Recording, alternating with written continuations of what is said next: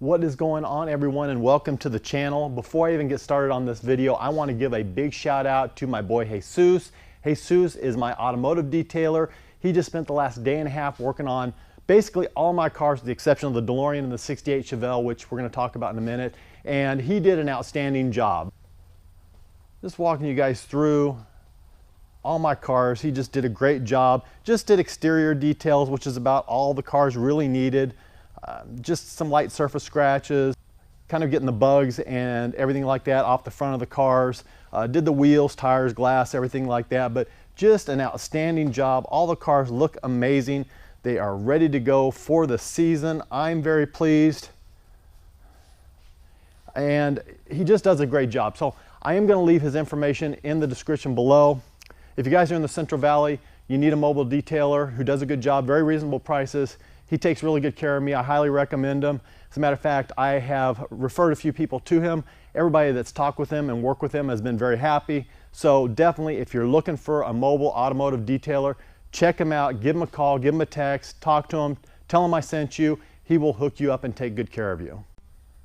Now, as you may notice, the hood to the 68 Chevelle is sitting atop my Ford Lightning. But the 68 Chevelle is not here right now. I've had some issues with it. Not major issues, but I've definitely had some issues with it. And I want to talk a little bit about that and talk a little bit more about the car. Some things that I didn't really cover when I did the actual video on the car before. So the 68 is actually over at the workshop right now. Last time I saw it, it was up on jacks, front wheels were off, oil pan was out and everything like that. And I'm going to talk about that, but I think it'd be better to go over to the workshop and check it out personally. Now, before I go over, I do want to give a big shout out to Bruno. Bruno, as he is known on Facebook, is the guy that actually bought my 92 Cadillac hearse. He sent me that plate right there from Ohio. I'm trying to collect plates from all 50 states, so I have a few of them up here. So if you guys are watching out there, you're from a different state, a different area or whatever, send me a plate. As always, my P.O. box is going to be in the description below. I would love to get it. I would love to give you a shout out on the channel. But thank you very much, Bruno. He did receive the hearse. He's already started to do the tear down, started to do some things with it. I see that he's working on it, making it even nicer than it was when it left. So can't wait to watch that build. Okay, so over here at the workshop, and it would appear that the Chevelle's pretty close to the same. It looks like the oil pan has been put on based on the fact that it's not laying next to the car now. Eddie's been working on it diligently in between moving. He is moving right now. So he's actually going to be living much closer, so he'll be able to be more readily available, which I'm sure he's very, very happy about. I know I'm kind of happy about it, but it works out for both of us. So anyway, this car and I'm not going to say it's a love-hate relationship because I love the car. Car's awesome. And yes, I did go into this with my eyes open. I do realize that a vehicle that's developing this kind of horsepower, that's built up this much, is going to have periodic problems. I anticipated that. So when I first got the vehicle, it actually had a vacuum leak. A bolt off the back of the blower came out, so it had a vacuum leak. And John, the prior owner, he came down, pulled the blower off, pulled the hood off, everything like that, and he took care of that, which I do appreciate. And John's been great. He's been right there if I text him or call him or what have you, and he's told me that if I need him to come down and help out with anything, he is readily available. He will, around his work schedule and things like that, which I greatly appreciate. So after that, we ended up having some more problems with the alternator belt. I don't know if I told you guys about that. I think I did in one of the videos. We blew an alternator belt off. And we went through like 4 other ones. We shredded one of them, threw a bunch of them. I think we've got that figured out now. I'm not 100% sure, but I think we've got that figured out. But then we had a gasket on the front of the blower that actually blew out, so it had a vacuum leak again. So technically in the last video where you guys saw the car and you heard it, it wasn't even running the way it's supposed to. It has more of a cam lope to it. And it didn't have that because of the vacuum leak. And quite honestly, it had a pretty good vacuum leak. Kind of scary in a way because when I had the vacuum leak, I lost most of my brakes and it was, I don't know, like 2,000 RPM. So trying to hold back 1,300 horsepower with virtually no brakes at 2,000 RPM was a lot of fun. Let me just tell you, I was lucky to get it back into the shop. But now what's going on with it is it had a little bit of a oil leak, which Eddie determined was because the oil pan maybe got scraped a little bit along where some of the welds were.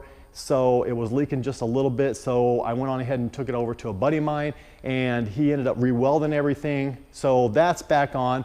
Now the only other thing, hopefully this will be it, is we have a couple of plug wires that got a little too close to the headers, and we need to get those fixed. Make sure everything's sparking just right and nothing's arcing over and everything like that. So Eddie's looking for some plug wires to replace those right now, and it'll be good to go, because really I want to get this paint issue fixed. If you guys don't remember, it's got this issue on the paint right here. You can see, maybe if I move over so we don't have as much of a glare, you see up on top of there. I need to get that fixed, and I think I've got a really good idea of how to fix it. I've talked to my paint guy. I'm going to get a guy out to do maybe kind of a vinyl stripe over the top of it. I think it's going to look really good. I just want to get it done. I want to get it going. I want to make it happen. But I want to get the mechanicals done first. That is the first thing. Then I'm going to get the paint done. Then I'm going to get Jesus over to do a full detail on this car, probably inside and out, ceramic coat it and everything like that, and really do a nice job on it. And we'll do a video on that so I can kind of show you guys the process and what he does. So that video is actually going to be sponsored by him, which would be cool. My very first sponsored video, yes. So, and then I don't know, I may end up doing something different with the wheel and tire. I kind of like those wheels and tires, but I have a different idea on something I want to do, and maybe go with a little smaller back tire, because I do know that these tires will flex when they're spinning. And I think because there's just not a lot of room there, I think they flex kind of into the fender right there and grab. And of course, that's not good for the tires, not good for the drivetrain, nothing like that. So I may go with a different tire setup, maybe something not quite as big around. It might end up being a little bit smaller. I'm still kind of learning about tire sizes and things like that. So I'm going to look into all that and make it work out. But I have a few things I want to do to this car. I'm very excited to do it. I'm really into this car more than I thought I was going to be. I just think it's just such a beautiful car. It's such a badass car. And like I said, I realistically knew that there were going to be things to do to it. There were going to be projects and things that were going to come up on it and things that were going to happen. I'm hoping to get most of them out of the way right now. But you know, this is definitely a car that really Eddie's going to have to be crawling around under it probably on a regular basis, which is another good reason why he's going to be living close by. I can have him just go out and check it, make sure nothing's really vibrated loose, make sure everything's still looking good, everything's still copacetic. Because like I said before, if I have a problem on this car, it's going to be very expensive. I do know that to be true. Okay, so all that being said, a couple of things that I really didn't touch bases with when I did the initial video on this car and talked about this car is one thing, the fuel that I have to run in this vehicle. Now the fuel, I'm running at about 100 octane, 102 octane with the mix that I have right now, which seems to be really, really good. If I wanted to up the octane, maybe go to a 110, 112, put a different pulley, have this thing retuned, I can make a lot more horsepower. That's a guarantee. Also, there is a nitrous bottle in the trunk. It's not hooked up or anything like that, but if I wanted to hook that up, obviously I'd get a lot more horsepower that way. Another option would be to get rid of the blower and maybe go with a set of twin turbos, and I could build more horsepower out of it that way as well. I don't want to do that because already this car has way more horsepower than I ever need, could want, could possibly use. You know, when I do change up the tires, I'm hoping to go with a little stickier of a tire, and hopefully it'll hook up a little bit better, because you guys know if you saw that video, I have a rough time getting it to hook really.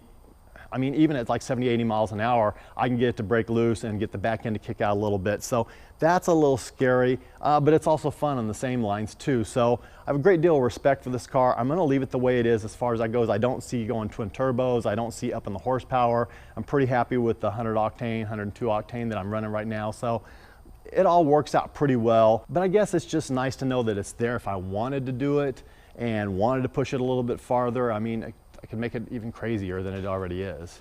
Now, for those of you that didn't catch the last video, I'll just reiterate the basics of the car. This is a 632 cubic inch, big block. I believe it's a Dart motor from what I understand. It's got Pontiac Pro stock heads. It's got a 1071 blower with two Holley Dominator 1050 carburetors each, I might add, 1050 each, so a lot of carburation.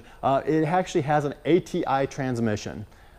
I was corrected by John, and it is an ATI transmission. It's built to handle about 1,500 horsepower, so we're pretty good there. The rear end special built, again, I'm not sure of the gearing, but I'm gonna guess 373 to 410, somewhere in that area.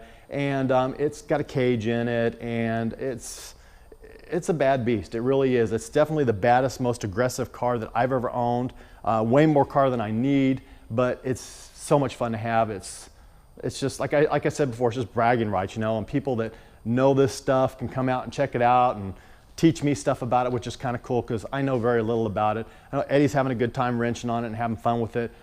He thinks it's just a badass car, although his favorite still is the Pantera, and I have to say that, yeah, I would definitely get rid of this before the Pantera, but that's another video entirely.